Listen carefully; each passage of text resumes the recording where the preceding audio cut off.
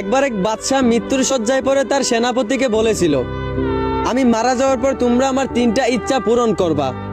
প্রথমত, আমি মারা যাওয়ার পর আমি হসপিটালে যেই খাটে শোয়া থাকবো সেই খাটে করেই আমাকে কবরস্থান পর্যন্ত নিয়ে যাবে। দ্বিতীয়ত, আমি মারা যাওয়ার পর আমাকে যেই রাস্তা দিয়ে কবরস্থান পর্যন্ত নিয়ে যাবে সেই পুরো রাস্তায় সোনাদানা ছড়িয়ে ছিটিয়ে ফেলে রাখবে।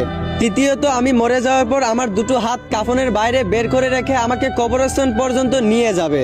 বাদশার এই অদ্ভুত ইচ্ছাগুলো শুনে সেনাপতি তখন বলল, এটা আপনার কেমন অদ্ভুত ইচ্ছা? বাদশাহ তখন বলল, এটা আমার কোনো অদ্ভুত ইচ্ছা না।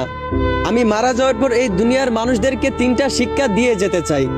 প্রথমত, আমি মারা যাওয়ার পর হসপিটালে যেই খাটে শুয়ে থাকবো সেই খাটে করে কবরস্থান পর্যন্ত নিয়ে যাওয়ার কারণ দুনিয়ার মানুষ যেন বুঝতে পারে যে যখন দুনিয়া ছাড়ার সময় এসে যায় তখন চিকিৎসা ধরে রাখতে পারে না। দ্বিতীয়ত, যেই রাস্তা দিয়ে আমাকে কবরস্থান পর্যন্ত নিয়ে যাবে সেই রাস্তায় সোনাদানা ফেলে রাখার কারণ দুনিয়ার মানুষ যেন বুঝতে পারে পৃথিবী ছেড়ে যাওয়ার সময় সোনাদানা কেন, একটা কণার টুকরো নেওয়া যায় না। তৃতীয়ত, আমার 2টো হাত কাফনের বাইরে বের করে রাখার কারণ দুনিয়ার মানুষ যেন বুঝতে পারে যে 2 হাত দিয়ে আমি এত সম্পত্তি করেছি, যে 2 হাত দিয়ে আমি এত টাকা কামিয়েছি, এত টাকা উড়িয়েছি, দুনিয়া ছেড়ে যাওয়ার সময় সেই 2 হাত আজ খালি যাচ্ছে। এত সম্পত্তি, এত টাকা পয়সা থাকার সত্ত্বেও আমি একটা কণার টুকরো কবরে নিয়ে যেতে পারছি না। মূলত দুনিয়ার মানুষকে আমি এই 3টা শিক্ষাই দিয়ে যেতে চাই।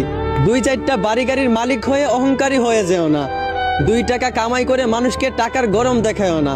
হয়তো সুদের টাকায় ছেলে সন্তান নিয়ে আছো তুমি সুখে, তবে এমন একটা সময় আসবে যখন সম্পত্তি বুক করবে ছেলে সন্তান আর কবরে তোমায় খাবে পুকে। আশা করি বুঝতে পারছেন।